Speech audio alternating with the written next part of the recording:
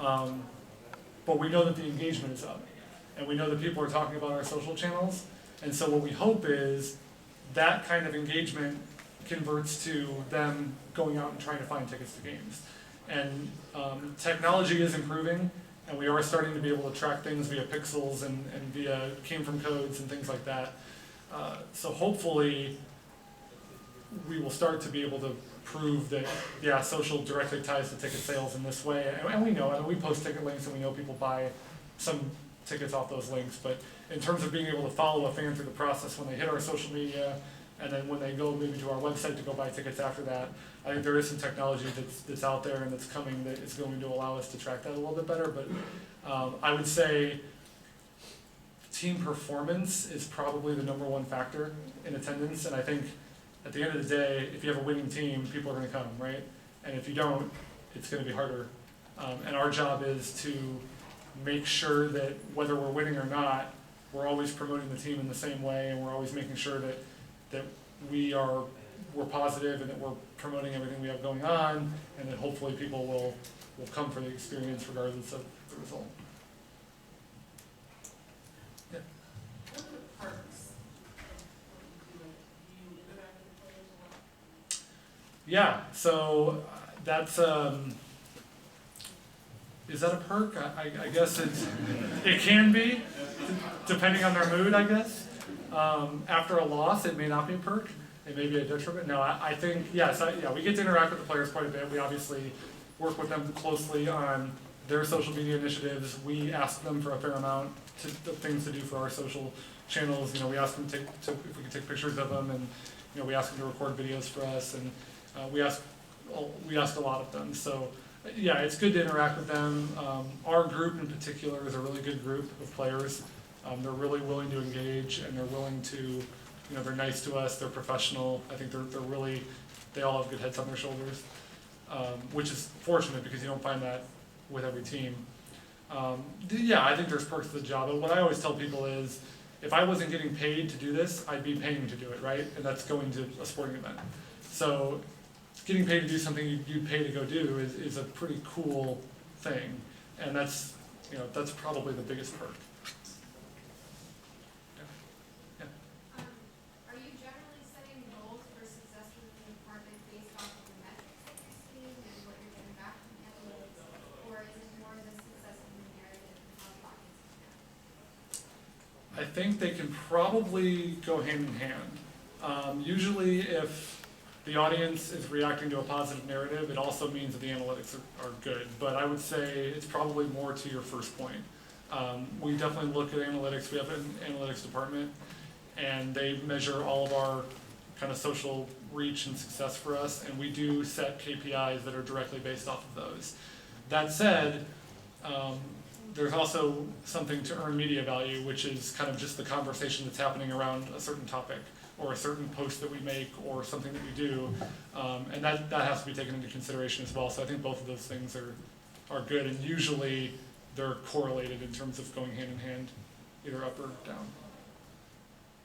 I'm sorry, there was a question back here. I'm sorry, you've been waiting to ask yours for a while. I'm so sorry. No worries. So earlier you mentioned that this was a position you kind of built up, like it was a new thing when you started. Yep. What was the biggest obstacle in developing a social media presence that fans wanted to engage in? So what did you guys find the hardest in making it engaging?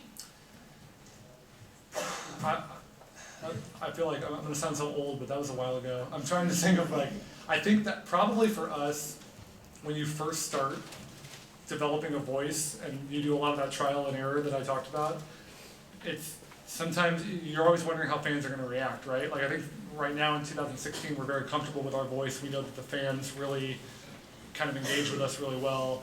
I think getting fans to buy into what we're trying to do from a voice perspective was probably the hardest. Social best practices are universal for everybody, right? But I think the voice is different. So when we started kind of talking in a different way, we really had to be patient with what those analytics were and what those metrics were in terms of, okay, we know that this isn't going to happen overnight, right? This isn't going to be, we're not all of a sudden going to get, 3 million followers, this is gonna take some time. It may take a season, it may take 2 seasons of talking this way and using this voice and using these characteristics before we see tangible results. So maybe at the beginning it was a little bit frustrating to see some of the stuff that we knew fans wanted not pay off, but as we kind of built it more and more and fans started to get used to it, it was kind of it got a little easier. And we're fortunate too, we're a professional basketball team, so we had a native built-in audience already, just from the fact that we're an NBA team, and when we have that blue verified check mark there, people know that that's us. So they're going to follow us anyway just because we're their favorite team regardless of how we talk. So we had an opportunity with an audience to build that, so that was good, but kind of building up that voice took some time.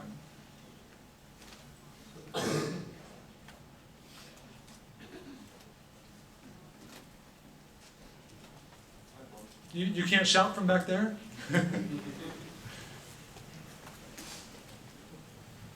I could, but it's not good when the chair yells at people, so I'll try not to do it. Jaryd, thanks for coming. We appreciate your participation. I want to follow up on the question the young lady was asking about the metrics, because I think that's particularly interesting. My background is in marketing, so I'm always curious, what are we looking at from this product? And you were talking about it. It's a challenge with the social media to make some of those direct connections, and the things like the ticket links. You don't want your livelihood to depend on how many people bought tickets off social media. Right. Let's jump to the other side. You mentioned earlier, you were talking about the sponsors that you now have associated with you or social media platforms. What are they looking for? What kind of metrics are they evaluating?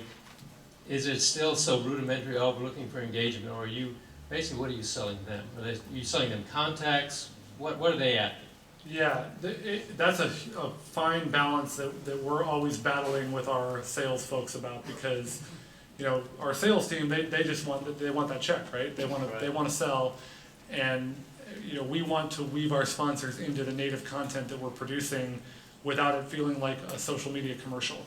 And so what we try to sell them is, here's the content we're already doing, here's what the metrics are, and obviously we're going to be doing the content that we know our fans will engage with. Here's what the metrics are. You can really be a part of this. Your logo can be tagged on it. We can tag your brand so that you can have an increase in social media followers. If you want, we can do a giveaway associated with it to help promote some of the products you're selling.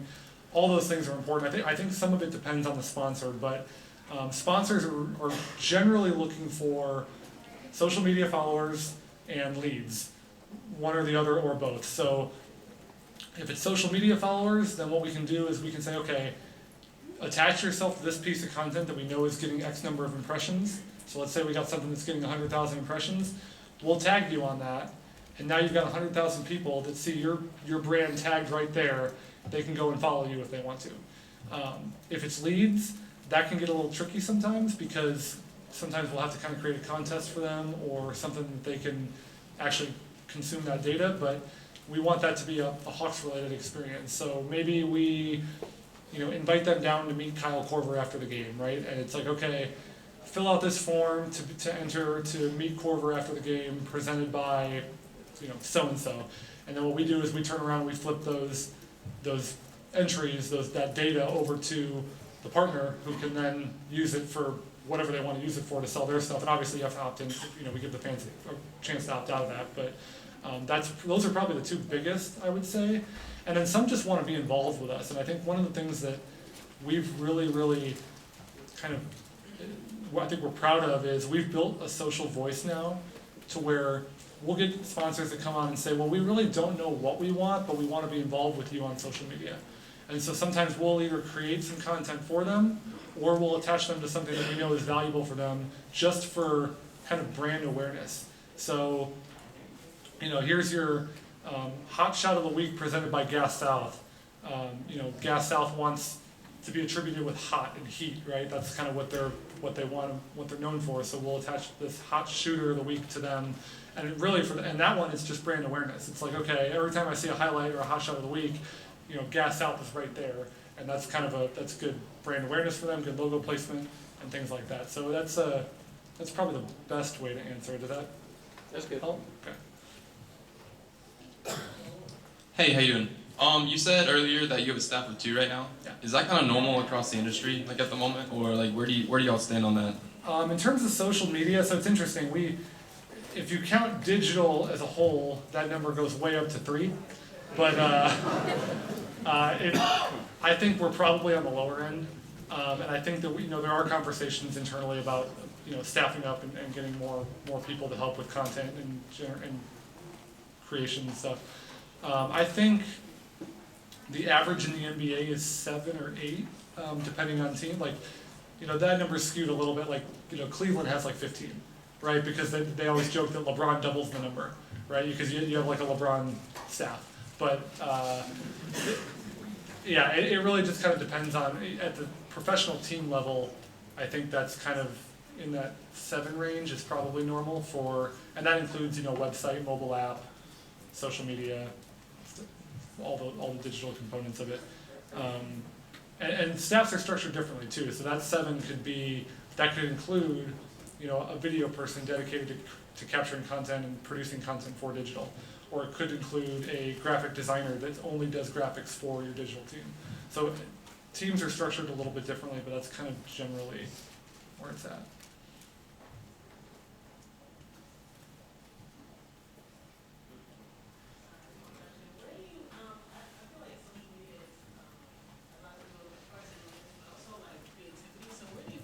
You get your like creative inspiration from, like, to say, okay, we're gonna do it. I don't know, but do you have any, like, I don't know, just either personally or just professionally? Yeah, so the question was, where do we get our creativity from? I think some of it's instinct and intuition. Some of it is also just following other brands. Some of those brands that we said we want to be like, some of those celebrities we want to be like, following them and kind of seeing what they do and trying to kind of mimic what they're doing. But I think a lot of it is just like knowing your audience and kind of just being online and plugged in and figuring out what people are talking about, figuring out how they talk, and trying to emulate the kind of content, the kind of language that's going to resonate with them based on what they're saying. And so I would say probably the best thing is just be plugged in and always know what people are talking about, know what the trending topics are, follow some of the influential trendsetters and people like BuzzFeed and Mashable and people who are always kind of on top of that stuff, following them and knowing kind of what they're doing and all that. I think that's a good way to do it. And then some of it's just kind of, oh, we think this will be funny. And there are a lot of times where I'm like, oh, this will be awesome, and I post it and it gets like 3 retweets. So I'm like, oh, okay, never mind. So it's not everything's gold, believe me.